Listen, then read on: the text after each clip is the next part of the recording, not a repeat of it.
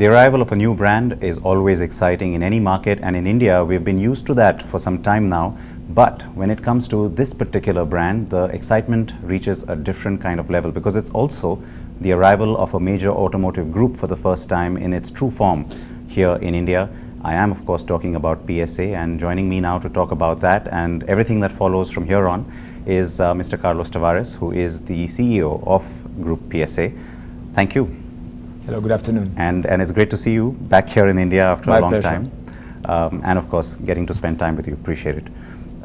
What I said, it sounds of course nice to say it like that, but it is true in many ways. I mean, it's that one big thing that we've been waiting for, because it is that one big automotive group that was sort of missing. You have announced very early on the clear intention of what you want to do here. Of late, we've got more clarity on that, with Citroen now being announced as the brand. But the obvious question, I mean, the importance of India in the long term for PSA's future growth strategy. Well, India is paramount for our overseas development. First of all, because it's a highly demanding market. And of course, we have opportunities with many of our brands, but we also know that the Indian consumer is extremely demanding, which is something that is challenging us, and we like that. We like to be challenged, and we like to progress and push the limits to make our customers happy. This is the reason we have selected Citroën as a highly human-centric brand, very much focused on being a trendy, cool, comfortable, and smart brand. And we believe that this is the best brand, the warmest brand we have to delight our Indian consumers. So we are very pleased, and we are here for the long term. We'll take our time. This is a long-term commitment. We have made frugal investments to make sure that we keep the business plan in the black, so that as long as we are in the black, we can continue to progress, improve our operations, improve the way we service our customers, and improve the way we plan for our cars. Which actually leads me straight to the next point, which is about the necessity of the joint ventures with Hindustan Motors. One understands, of course, the logic of why you did it, but could you have done it without that, you think, or maybe not as quickly? Well, possibly yes, but that was not our choice. We believe that in such a highly specific market, it's better to have a partner that helps us to avoid the basic mistakes. Of course, big corporations like ours can make basic mistakes, and we certainly want to avoid that for the best benefit of our Indian consumers, and also to make sure that we start from a manufacturing footprint that already exists, which means that we can protect our business plan to keep it in the black, and hence give ourselves more time to progress in the marketplace and do the right things. So we are very pleased. In fact, we are blessed with our partnership with CK Birla. We think it's absolutely the right partner for us. We already have two plants in India, one for powertrain and another one for vehicles. By the way, we are already exporting from our powertrain plant in Hosur to the rest of the world, basically here gearboxes for Europe. And we are very pleased with what we are right now doing. So, no, I think it's a must for us if we want to avoid basic mistakes. Going back several years now, I mean, even at the time when in your previous role, when I guess we last had you on camera on our channel, at the time, it's easy to talk about what was happening in the market then, because it was the conversation was really about potential. A lot has happened since then in terms of the market proving to be more complex, more complicated, and perhaps there's been a few other things that have kind of contributed to those targets that were being talked about then not really sort of being realized today. Is it better in a way to have that perspective, to have that experience that you've seen for some of the other brands and the tough journey, to be able to step in at this time and say, all right, we kind of know what not to do? Well, see, I don't mean to be flippant, but no, you see why I'm asking that. It's a great point. It's a great point. There is not a good timing and a bad timing to come into a market. The reality is that when you plan for entering a new market, like the one we have here in India with the Citroën brand, you cannot plan only for one product. And in this specific case for India, we are planning for 4 products in 4 years in a row, which means this is a huge amount of work to be prepared, a huge amount of engineering, a huge amount of sourcing, a huge amount of planning, a huge amount of partnerships with our dealers, with our business partners. And this amount of work is not very much visible because we have been working in this program for the last 3 years. So So it's 3 years of underground work to come up with today's brand introduction in India. So this is what I think is what needs to be done. Of course, in the meanwhile, the markets are very volatile. And you cannot predict volatility of the markets by nature, of course. As we cannot predict the volatility of the markets, then we just do whatever we need to do and do the right things right, and we see what happens next. So yes, the markets will be volatile. Yes, the markets can go up, can go down. But anyway, as we are here for the long term, when you look at it from a several decades perspective, the point of introduction doesn't matter as long as you keep a very low break-even point of the operations. If you keep a very low break-even point of your operations in a given market, then you can face ups and downs, you can face headwinds, you can face good news and bad news, because you always keep your operations in the black, so you can always continue to move forward, even if, of course, from time to time you can be frustrated by some headwinds. All right. Sorry about that. I mean, you partially answered what I was going to ask you about. Between the time you sort of green-lighted internally the India plan and today, of course, you're right. The market's been extremely volatile, very unpredictable, and almost scary in some senses. But keep the eye on the long-term price. I get that. Having said that, when you talk about a low break-even point, how do you define that? Does it come from conservative volume or share targets? Does it come from having a very healthy export plan from day one? Now, I know you'll say it's both, but what's at the heart of it, let's say? Well, it's a lot of those things, but let me give you some examples. If we consider that we have in India a competitive supplier base, it is quite clear that if you start sourcing parts in India, exporting for the rest of the world, the cost reductions that you are going to create are already paying for the local investments eventually that we'll have to do. If I take the example of our powertrain plant in Hosur, basically this investment is already paid by the cost reductions that we are able to generate compared to other sourcings in the world, which then means that by itself, this specific investment is self-sustained. So I'll put it there. And at the same time, I'm going to use it to make a deep localization for the products I want to manufacture in India for the Indian market. In the same way, if I start by saying yes to my people telling me we want a big greenfield plant, I said no, I want a small brownfield plant. It's going to be much less investment at the beginning, but then I will keep my business plan in the black, and if it is successful, of course, I'm going to saturate the plant. I will make another one.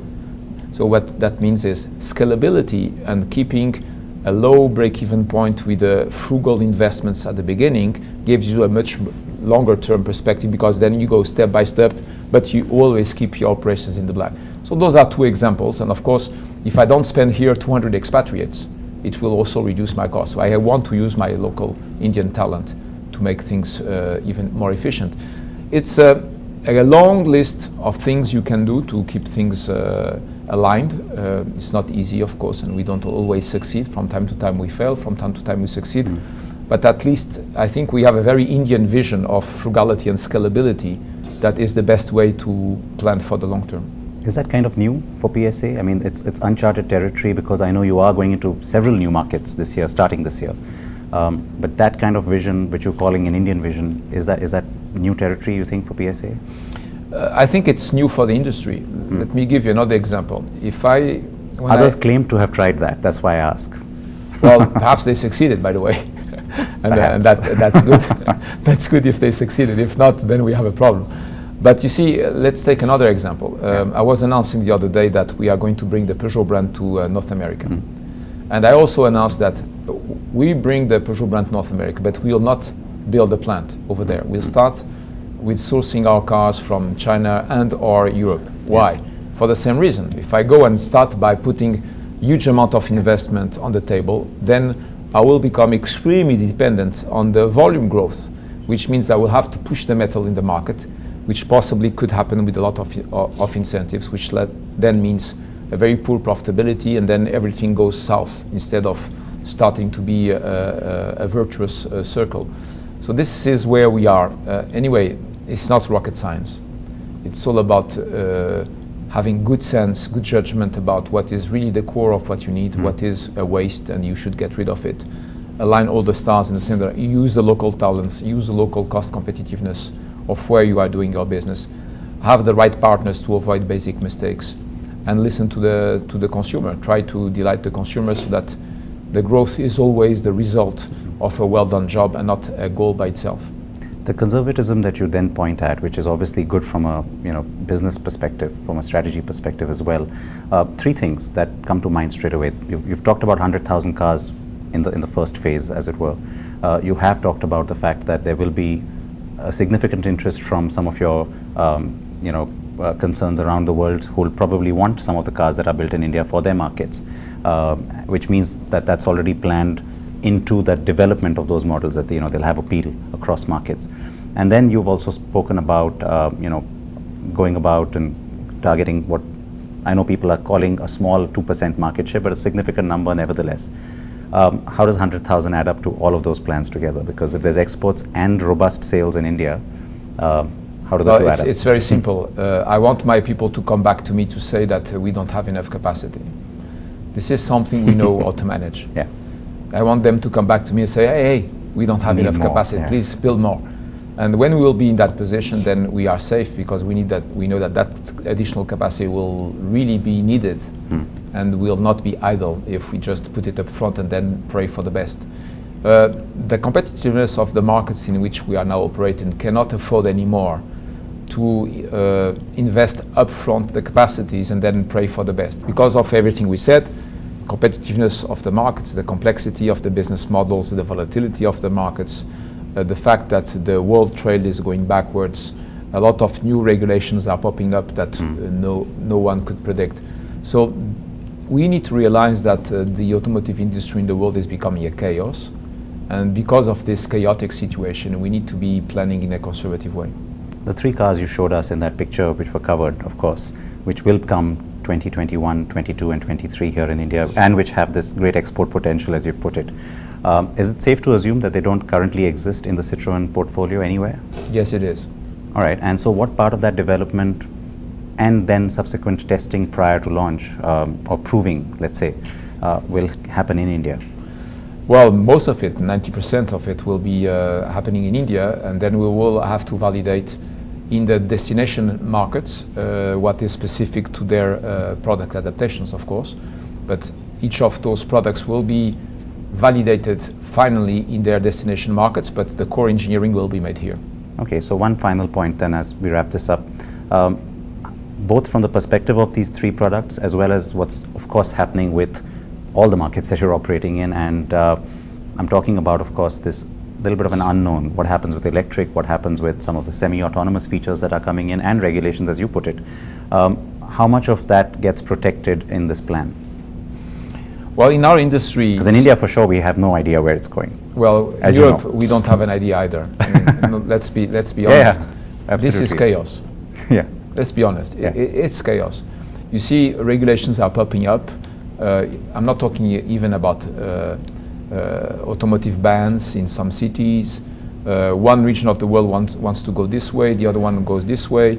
There is no alignment between the energy production and the automotive mobility devices.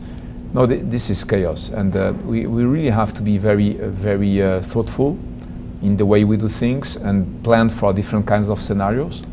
At the end of the day, the car companies right now are in a mode where either you bet on a certain technology and you bet the house on it, or you try to have flexible strategies like the one we have with the multi-energy platforms we have that can be petrol, diesel, electric or plug-in hybrid powered.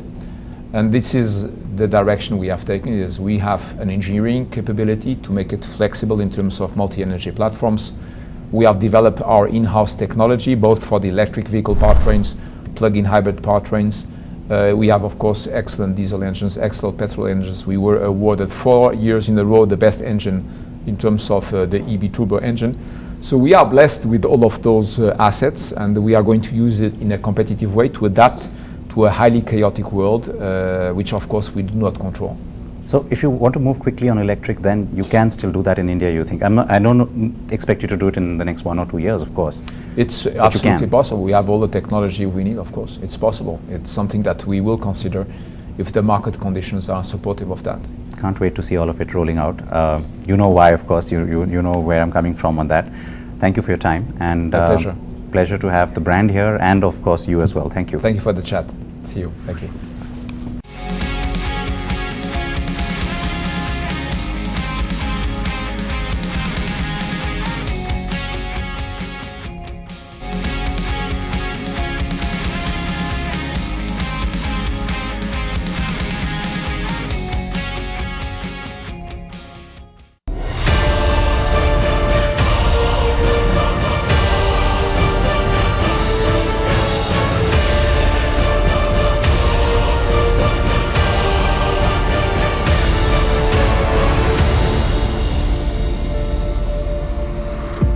So of course we told you about it weeks, months ago, that this will be the first car that kicks off Citroen's innings here in India. The C5 Aircross is brand new, and that's actually the rationale being given by the management as well as to why it's been picked as that first product, because it is brand new. It's just been launched in Europe in January, and it kind of hits the sweet spot in a global sense because it's a compact SUV. Yes, this is what they would call compact, and think about it, so would we. In terms of attribute, shape, size and segment, we're talking Jeep Compass, Hyundai Tucson, MG Hector, and of course maybe you want to think about it as even an XUV 500 competitor, but look at the car. Is it really running as a rival to any of those? No, it's extremely individualistic, and that's true of all Citroens. The face, extremely distinct. You know from a mile what brand this car belongs to. Very quirky, very different and distinct styling, I think, is the hallmark of the brand, and so of course I think the C5 Aircross exemplifies that to a large extent. Now, we have to think very carefully about where this car will be positioned, because there's 2 points here that are very crucial. The first is what Citroen has said.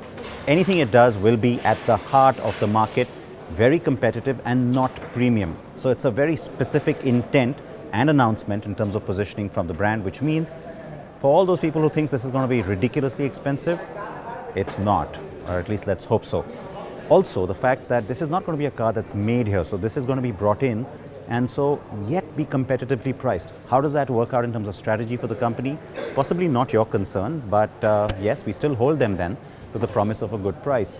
What happens after that? Well, that's the thing. It's going to be joined by a family of compact vehicles that will start from 2021 second half onwards. 3 new models, one each year from 2021, which are going to be positioned very, very competitively in India, but will be models made for the world and aren't models that currently exist in the Citroen lineup. That's the part to consider. Quick look on the inside now of this car.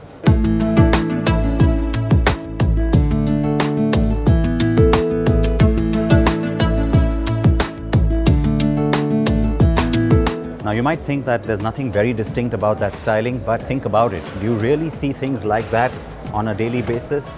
In terms of layout, in terms of, all right, little door chime there. In terms of just the use of materials and design, it is very, very different. It is something that you haven't seen before, and we showed this to you, of course, before when we previewed the car for you. The part to take note of is that this is also a very roomy car. There's ample space, there's a good sense of space as well, and it's very premium in terms of its fit and finish. They've said it won't be positioned as premium, but I think that's the one thing that could be the USP, especially when you compare to the other cars in that segment. This isn't going to come across as cheap or badly built. It's going to come across as robust, well built, and I think that's the part that becomes more exciting. In terms of engines, the car currently has a 2-liter diesel and a 1.2 petrol. We'll have to wait and see what comes to market here, of course. And remember that it is going to be this car. Initially, there was a talk about how once production starts in 2021, will we get the facelift? No, it's exactly this car that's going to come to us, because it would just be about a year and a half, maybe not even a year and a half old by the time it finally comes to our market. And that, I think, is a great flagship. It's a great exciting thing from the brand, and something that potential customers should really be watching out for.